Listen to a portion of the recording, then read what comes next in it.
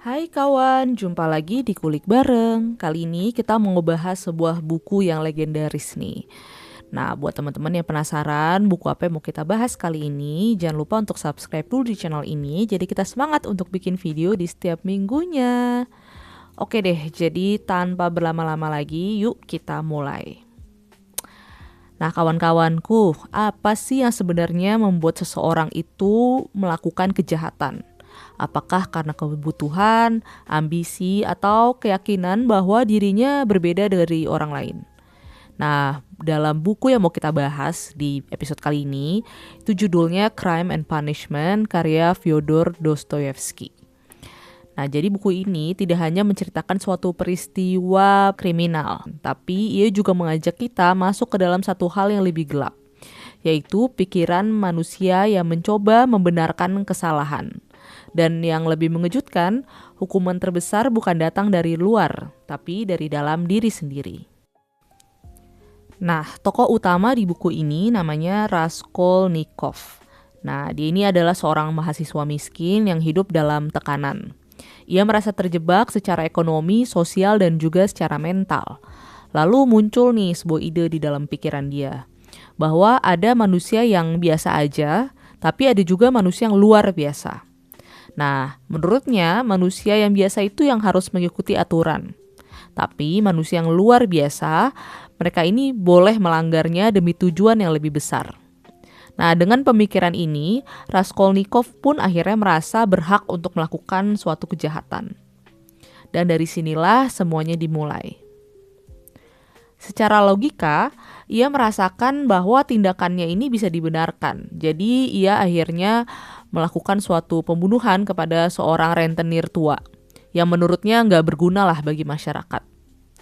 Nah, tapi masalahnya manusia itu bukan hanya sekedar logika. Setelah kejahatan itu terjadi, yang muncul bukan ketenangan atau merasa ya sesuatu hal yang lebih baiklah dalam diri dia, tapi malah kekacauan batin. Padahal menurut logikanya dia nih, kalau dia melakukan kejahatan demi kepentingan umat gitu, kepentingan lebih baik yang lebih besar, seharusnya dia nggak merasakan ya kekacauan batin. Tapi ia justru malah merasa cemas, paranoid, takut, dan akhirnya dia pun merasa ada rasa bersalah yang gak bisa dijelaskan. Nah, di buku ini, Dostoyevsky menunjukkan sesuatu yang sangat jujur, bahwa hukuman tidak selalu datang dari hukum, kadang ia juga datang dari kesadaran.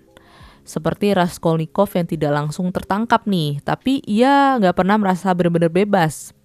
Setiap pikiran menjadi beban dan setiap interaksi itu terasa mencurigakan. Setiap diam terasa berisik karena ya ada rasa bersalah tadi gitu. Jadi rasa bersalah itu seperti suara pelan yang gak pernah berhenti dan semakin lama semakin menyiksa. Raskolnikov ingin menjadi seseorang yang berbeda, seseorang yang melampaui moral biasa yang dianut oleh ya manusia-manusia pada umumnya.